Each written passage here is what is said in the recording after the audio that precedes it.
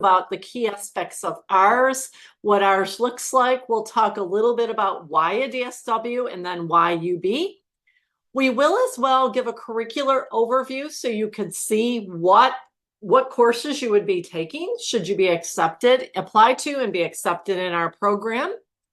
A key aspect of our DSW program is a capstone project. So I'm going to be going over what that is, as well as providing an example. And then I'll be talking a little bit about the differences between a DSW and a PhD, particularly here at the UB School of Social Work, because we recognize that some of you on this call this evening may still be trying to decide, is a DSW or a PhD right for me? From there, I will turn it over to Tara, and she'll be talking about the application requirements, the process, as well as funding. Everything you need to know to get your application in by our deadline. So again, we're going to start by talking a little bit about our DSW program. We are a part-time program. We're fully online and designed to be completed within 3 years. So it's a very fixed program as far as moving through coursework. It encompasses 39 credits. So with the exception of your last semester, you would be taking 2 courses per semester, 2 3-credit courses. And it is designed for experienced social work professionals who really want to advance their professional practice.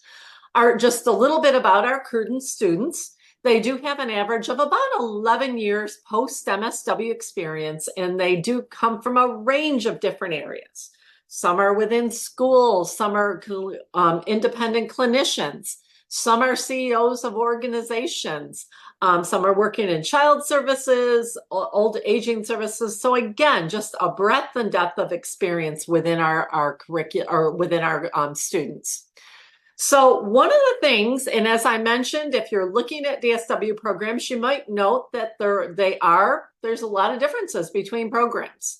Well, the key aspect of a DSW program is a practice doctorate.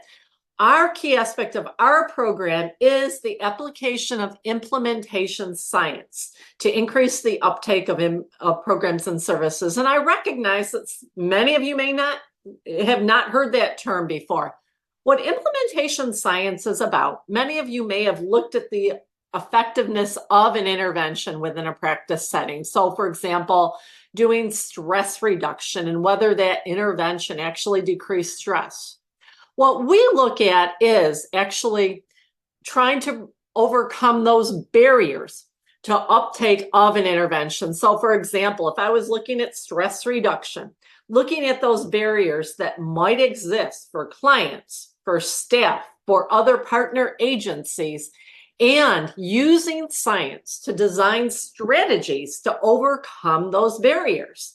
And as you noted on my note on the slide, our gap is to bridge that gap between research and practice, because while there's a plethora of great interventions out there, the vast majority are not being used in organizations. That's really the purpose of implementation science, to help bridge that gap between research and practice. Or they're implemented, but we're not effective as we're implementing these. I myself was a agency director before returning for my PhD back in 2007. And I can tell you that as an agency director, sometimes we were very successful implementing interventions, but more often than not, we weren't. There were things that stood in our way from actually integrating this. And I'm going to continue to talk a little bit about that aspect as we move forward this evening. So the other thing I want to mention, the signature pedagogy here at the UB School of Social Work is the trauma-informed and human rights perspectives.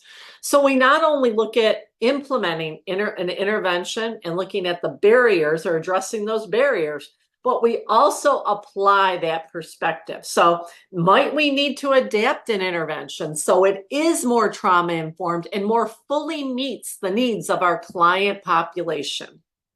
Okay. So why a DSW? We launched our program back in the fall of 2019. So we just accepted our 6th cohort. And at that time, what really led us to offer a DSW, as well as many of my colleagues throughout the country, is The emergence of practice doctorates in other allied health professions. So for example, nursing, PT, OT, and having this advanced training through a DSW is really essential in many of these areas. And so that social workers have are at the table with those other disciplines and having a doctorate as far as moving forward with some of those decisions. We also see our program in particular, it's focused on implementation science. That integration of the trauma-informed and human rights perspective is going to be particularly high demand as individuals leave our program. We also, and I'll talk a little bit about this evening as well, is we also merge enhanced digital technologies in our degree. So this combination, our culminating key aspect, implementation science, along with the integration of a trauma-informed and human rights perspective and advanced technologies, really place us at the forefront with our degree. So a couple other things. We are the first SUNY, State University of New York, to offer this degree. And we are one of nearly 40 programs throughout the country that are offering a DSW program. Just a little note about that too. As I mentioned, we launched in the fall of 2019. At that point, there were about 13 programs. So the programs are growing exponentially. So let me go back. I went the wrong way here. Okay, so why UB as you're looking at this? And this talks a little bit, not just our program, but our school as well. So we are in the top 10% of CSWE accredited programs. And I want to preface, as I say that this is master's programs that are accredited through the Council on Social Work Education. At this time, there is no DSW program that is accredited through CSWE. They're in the process of developing those standards and are actually looking to open up that process sometime in 2025, which we will be pursuing once that is available. Saying this, I want to assure everyone that we are accredited. We are accredited through Middle States, which is our accrediting body and are charged with reporting outcomes on an annual basis regarding student progress, as well as the makeup or the specifics of our program. Another aspect is that application of implementation science, which we've already talked about. In addition, the trauma-informed and human rights perspective, and this includes racial trauma. It also includes looking at factors related to diversity, equity, inclusion, and accessibility. One of the things that I haven't talked with you about, though, is the incorporation of advanced digital technology. So we do this in two different ways. One, all of our students develop what's called a global professional collaboration network. And this is a digital network that actually brings in experts within a certain area. And students use this in a multitude of different ways. And as I say this too, I recognize many of you have been in practice, you probably have collaborators, but this expands that network and is designed to be global. So in the beginning, as students start developing this network, they often do this around, here's my area of interest, learning a little bit more about others that may share that interest. As they start narrowing an intervention, start looking at others that have maybe used an intervention. As they think about implementing that intervention, starting to think about barriers that have existed and incorporating that in their projects. But more importantly, they're using this network as they continue to advance and to position themselves as an expert related to their content area as they particularly approach graduation. The other piece that we've incorporated into our program is the use of virtual reality. So we do that in a couple different ways. I'm not sure how many of you have used VR, such as an Oculus headset or engaged in VR, but virtual reality gives the perception that you're actually in that same place as another individual. So in the early stages of the program, we've embedded this in some of the earlier courses where students get together and they're able to be in that virtual room because it truly does give the sense that you're actually in that place. Remember, I mentioned that we're a fully online program. So this actually brings students together in this modality. The other way that we use this is to encourage our students to use VR for self-care, as well as think about how they can use virtual reality in their practice. Social workers are the #1 providers of mental health services. Virtual reality, there's been a number of meta-analysis done on the use of VR with individuals with things such as anxiety, depression, isolation. And it's been very successful in overcoming some of those or helping to improve some of those conditions. And I'm going to talk a little bit about a project, the capstone project that used VR specifically to give you a little bit better idea. And we've had several of our students that have actually used VR as part of their capstone project. You're certainly not required to do this, but we like to expose our students to this because we do think that there is a lot of promise with using this, this technology. Okay. So what does our curriculum look like? So I wanted to just spend a little bit of time walking through this for you so that you have an idea of what would it look like if I were to pursue my DSW at UB. And this encompasses a lot of what we've talked about in relation to those key aspects. So year 1, students take 2 courses. Many, as I mentioned, most of the semesters are 2 courses, but the 2 courses you take fall, your first year, would be tech, human behavior, and professional practice. This is when students start building that PCN. They start reaching out to others. They start more fully thinking about what's their problem of focus, what's a potential intervention. At the same time, they do a doctoral seminar in trauma and human rights. And I recognize that many of you have probably had some experience with trauma-informed care. This is a course that's really designed at the doctoral level and to bring all of our students into thinking about this from that perspective and thinking about how they might apply that perspective as they move forward into their program. So spring year 2, which is the 2nd semester, this is when students take their first implementation science course, which is Concepts in Implementation Science. And they begin thinking more about individual level barriers, learning all about models, theories, and frameworks, and then starting to identify individual barriers. And at the same time, they take a course in evaluating and using evidence-based practices in social work. This is really about critically assessing evidence-based interventions and helping make sense in thinking about what intervention might be a match for your target problem area. Moving into year 2, this is in fall, the 2nd course, Organizational Characteristics and Implementing Evidence-Based Practices, is really the 2nd implementation science course. And this time, students look at more organizational theory, organizational characteristics, contextual barriers, and thinking about how to integrate those particular frameworks into what they're doing. Fall year 2, students take their first course in methods, research methods. Spring is the 2nd course in research methods, as well as beginning capstone. So this begins the capstone process. And we'll talk a little bit about what that process looks like in the coming slides. Then moving into summer, you are required to be in coursework. Summer year 2, you would take your 2nd capstone course.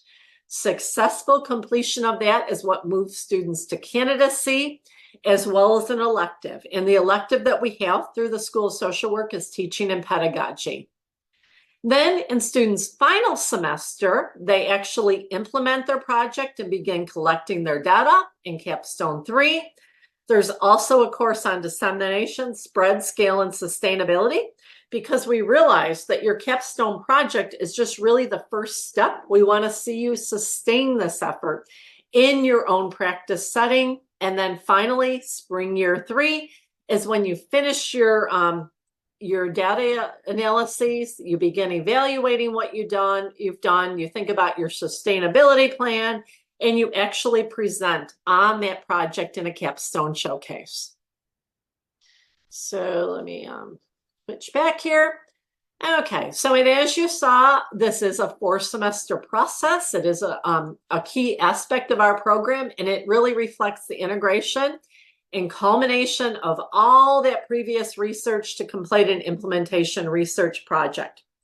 So these projects are completed at students' your agency.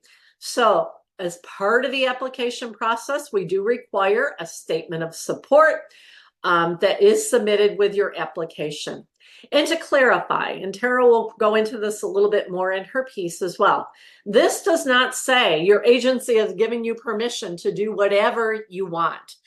Implementation science is all about stakeholder involvement, the integration of stakeholders. So the expectation is that you're talking with them as you're moving through your coursework and helping to define a needs assessment, thinking about what it is you are going to do as part of this. And again, it doesn't say you can do whatever you want, mainly that they are supporting you in this capstone project and agree that you can do your project as part of your work. I also want to preface, because we get this question a lot. What is it exactly I'm going to do? You can't define that at this point because you haven't taken any of the coursework. So that will be developed as you move forward, and there's lots and lots of different ways to tackle this project.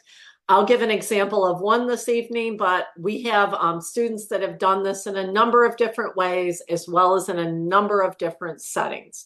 It doesn't mean necessarily that you need to collect client data. So I do want to preface that, because implementation science looks at the barriers, and it may not be client level barriers that are the focus of your intervention. Okay, so I just wanted to give you, again, a little summary of how you progress and what these capstone courses look like. And again, your previous courses would lead you to this. So you would start in spring, year 2, that you would begin more fully identifying what's the intervention I'm going to use and what's my target, my problem. What are the barriers to participating in this? Who's my who? Who am I targeting? Is it staff? Is it Is it agency partners? Is it clients themselves? Who is it that I'm going to be doing this with? And what are the barriers? You would then, as you move into capstone 2, begin identifying, using science. What are those strategies I'm going to use to address my barriers? And then how am I going to assess these? What are the measures I'm going to use to assess those strategies? Again, so this would be a proposal that you would develop. You would also need IRB approval in order to move forward with implementation. Students typically complete this process in the beginning of or to middle of July. Successful completion of that proposal is what moves you to candidacy. Successfully moving to candidacy then enables you to implement your project in the fall of your final year. You would also begin collecting your data. And then your final capstone, you would complete the data analysis. You would do more or less a discussion section. You think about your sustainability plan, and then how you're going to disseminate all of your important work. Okay, so I know I've talked a lot of kind of theoretically what this looks like. So I'd like to give an example of a capstone. And because we talked a little bit about the integration of ER, I also want to give an example using virtual reality. And as I mentioned, you don't necessarily have to collect client data. It depends on what you're proposing. So the project that I'm going to talk with you about is one that was done through an agency called Lifespan of Rochester. One of our students, the problem in this case was social isolation among older adults who are caring for someone with dementia, as well as Alzheimer's. These caregivers are very, very, very isolated. What the student did is that we actually, within the volunteer respite program, we incorporated, or she incorporated, a virtual reality initiative. So in other words, what was done was we trained those volunteers on using VR. The volunteers took the VR headsets out to the house of the caregiver and care recipient and enabled them to participate in this intervention. We also did it at some drop-in respite sites. Just a little bit about this. We got overwhelming positive feedback from these caregivers as well as the agency partners on this project as we move forward. However, the student never looked at social isolation. What she did was look at the implementation of VR. So looked at those barriers that existed for staff at the agency, as well as volunteers, as well as caregivers themselves. So within her barriers assessment, some of the things were, I don't feel capable of implementing this. I'm concerned about trauma. I'm concerned about safety. So using implementation science, she developed some very thoughtful strategies. One involved some educational sessions. One involved using a champion to help get some buy-in from folks in relation to this project. Another involved developing a trauma-informed quick guide, given the concerns about past trauma as well as safety. So again, she never interacted with the older adults themselves in collecting data, but focused solely on the implementation of that VR initiative, that VR intervention at that agency. So, okay. So a few things that I'd also want to mention during my time is I want to do a little comparison about our DSW versus our PhD, because again, some of you may thinking about what degree is really right for me. So our DSW program, as I mentioned at the beginning, it's part-time and it's fully online. It's designed, as you saw, it's very structured. It's designed to be completed within 3 years. The program is self-funded, and this is very, very common across DSW programs. There are very few programs, if any, that I'm aware of that do fund students. And the focus is really on advancing practice leadership. It's a practice doctorate, okay? Our PhD program, on the other hand, it's a full-time program. Students are on campus. The time to completion is anywhere from 4 to 6 years. As part of this, we do have some tuition waivers as well as research assistantships. The focus of a PhD, as I talk to students, if somebody really wants to do more rigorous research, a PhD program is probably your better fit. All of our DSW students, as you heard, do some research, but it is not as rigorous as a PhD program. Oftentimes, too, our students in our PhD program are looking to be at Research One universities where they're looking for grants. They're doing really more rigorous research studies. I want to mention as well, because this is something that we get asked a lot. I want to teach. Both incorporate teaching. If I was to probably get my DSW, I would be more inclined to be teaching at what's considered more of a teaching university. We have several of our graduates who have entered academia after receiving this. PhD programs, I would be teaching, but that would also be in combination with research. And oftentimes our graduates enter a Research One university as they completed, or they move into like state government doing more research in their position. So again, I want to do a little comparison of this. So the final thing I want to mention before I turn this over to Tara is just other requirements, because I have said, we're a fully online program. That does not mean we're a work at your pace program, own pace. There are structured weekly modules that are available, but there is also a lot of interaction between your instructor, you, and your classmates. You will be required to participate in 2 to 3 virtual sessions per semester per course as part of the program. As you move into capstone, you're meeting with your faculty advisor every 2 to 3 weeks. So again, I want to mention that because sometimes students just think, oh, I can just work at my own pace through this. That's not at all how we're structured. Modules are released weekly. And again, you are required to participate in virtual sessions on average 3 to 4 per semester per instructor. You're also required to attend a virtual orientation that is held in mid-August. This is 2 full days where you'll be online and learn a lot about the program, and more importantly, get to know some of your classmates as well as your instructors, because what we've heard, we have now graduated 3 cohorts. That cohort is so essential. Students have really developed some deep and lasting relationships with their cohorts. And we've often seen those relationships help each other move over that finish line as they finish their doctorate. The third piece, I mentioned the integration of virtual reality. You would be required to purchase a virtual reality headset for approximately $200 should you move into the program, because we've developed what's also called a trauma-informed waiting room that we showcased at CSWE last week, but also starting to think about moving into that space for some of your classes, other sessions. A lot of them are held through Zoom, but you would be using virtual reality for some of these sessions.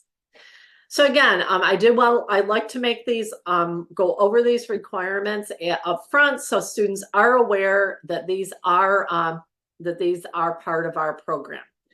So what I'm going to do now is I'm going to turn it over to Tara, and then she's going to go through everything you need to know about the admissions process. And then what we'll do is we'll come back and we're going to open it up, see what questions we have in chat, as well as what questions you have for us based on what we've presented this evening. Thank you very much. Good evening, everybody. My name is Tara Ganchow. I am the Assistant Director of Admissions and Recruitment. So if you have any questions as you're working on the application, you can feel free to reach out to me or the admissions office.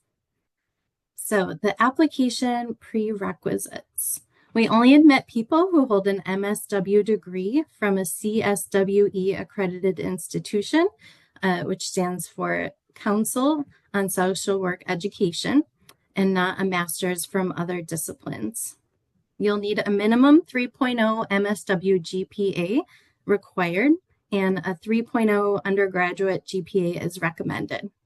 We do have an experience requirement for the DSW program, which is different from the PhD program, which students can go on right after their MSW. Since the DSW is a practice-focused degree, we want our students to have a minimum of 3 years of direct practice in a social work setting post-MSW by the time you would start your program in August. The 3 years can only start counting after you have earned your master's degree. The 3 years is just the minimum. The average year of practice of admitted DSW students is usually more than 3 years. The more practice experience you have, the better. It will only strengthen your application. Please provide a copy of your licensure. There are specific instructions on our website. Some individuals are working in social work positions that don't require them to have licensure. In that case, we would want a written statement explaining why you don't have licensure or if you are currently applying. Otherwise, just upload a copy of the license. For the capstone project, we want to make sure that students have access to a place where they can implement the capstone project. We want to make sure that before you are admitted, you have a conversation with your employer or agency that they're willing to allow you to implement the project within the agency. For the application timeline, applications are open now for the next cohort in fall 2025. We admit 1 cohort a year, and they start in the fall semester only. To be considered, the deadline is February 28th. Since it is a competitive program, we're reviewing all applications after the deadline, and we'll send out admissions decisions usually by April every year. This is an overview of the typical timeline, and classes would start in fall 2025. Again, the application is open now, so you can begin your application tonight if you haven't already, after our session has ended. Next, taking a look at the application process.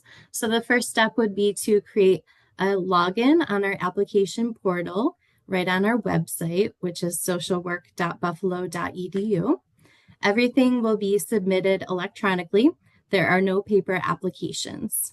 On the program of study dropdown, be sure to select the DSW program. You should identify 3 recommenders. It could be faculty, field educators, supervisors are preferred to colleagues or coworkers.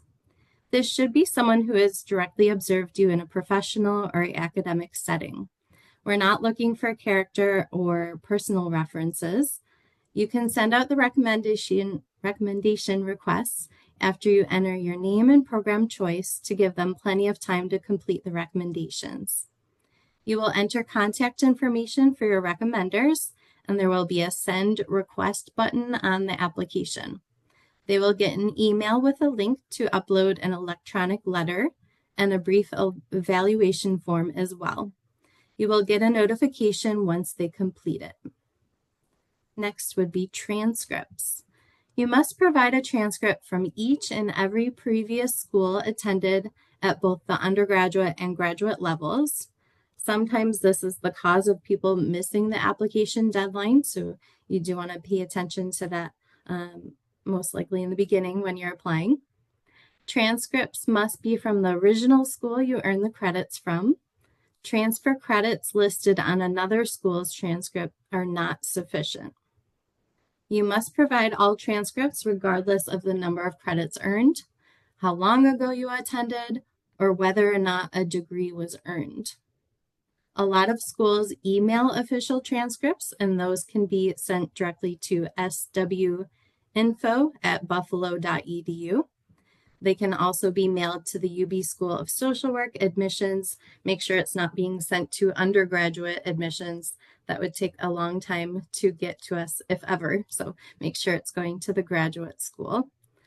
It is encouraged to send official transcripts instead of uploading copies. Note that official transcripts will take longer to arrive, so please request them well in advance of the deadline. All transcripts must be received by our office by the posted application deadline. If accepted to the program, you will be required to submit final official transcripts from all schools attended, except the University at Buffalo if you have not already. So for the application, you are able to submit unofficial copies to begin with, but you might as well, since it will take time, request the official ahead of time as well. All right, moving on to the personal statement essay. There are specific questions to address on our admissions tab on our website. We're not just looking to see if you are prepared for a doctoral level study. We want to make sure you are a good fit for our program at UB. Our focus is implementation science, and we want to make sure that is a good fit for you. We are not teaching advanced clinical skills. Please research our program and discuss why the program is a good fit for your goals. Number 3 on the list, the DEI and perseverance statement.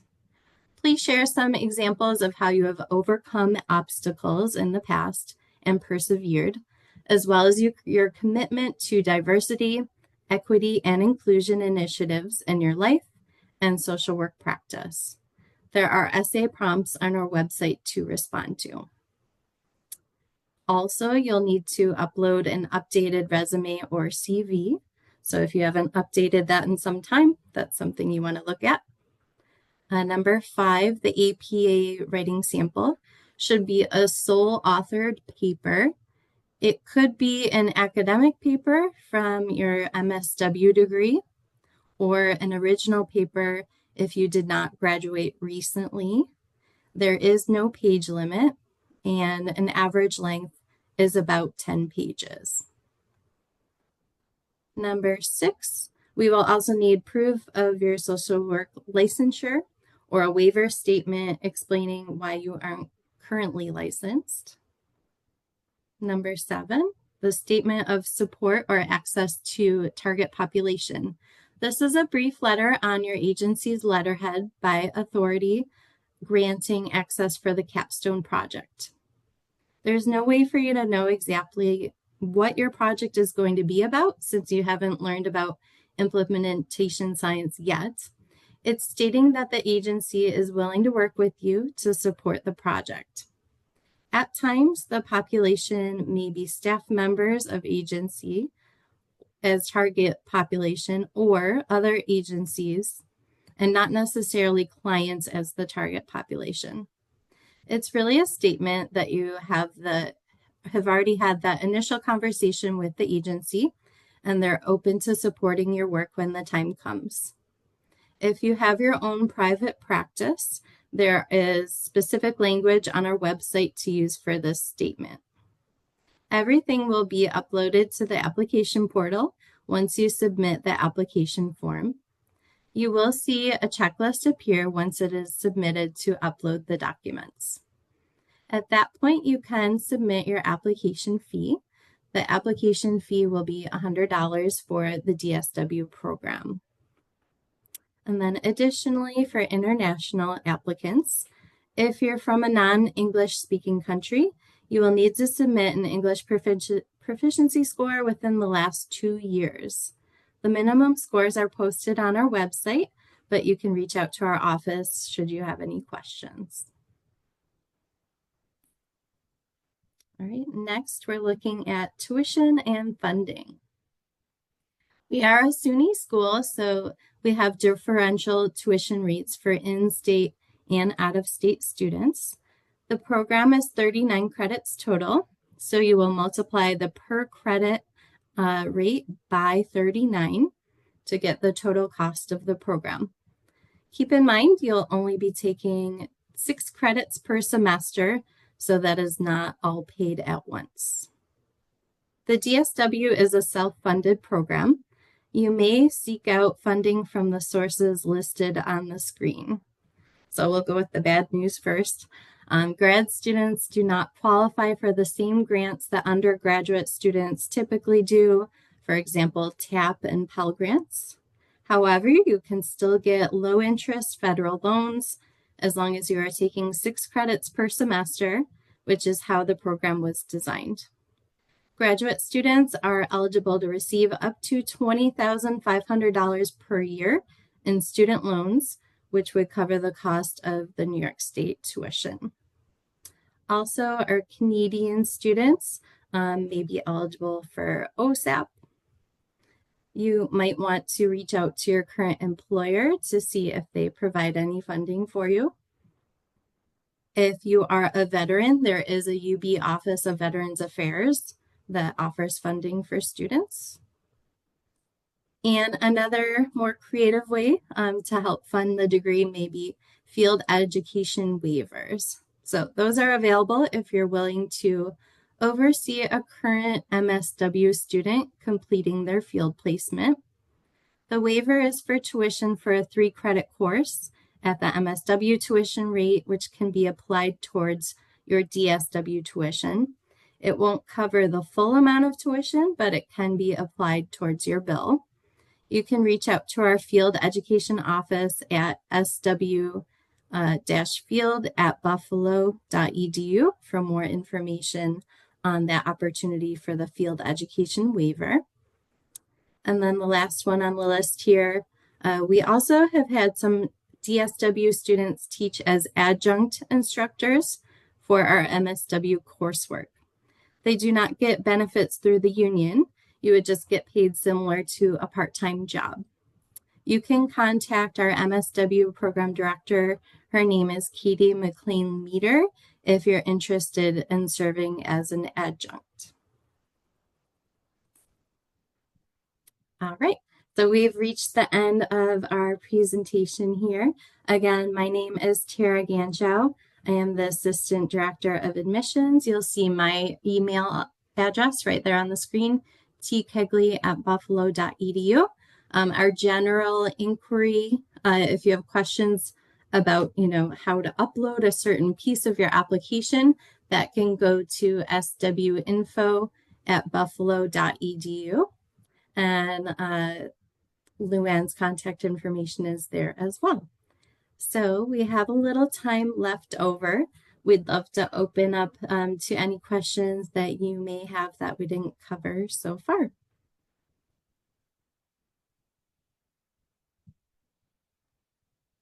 Hi, my name is Lisa Burgess. I just wanted to know if you're working.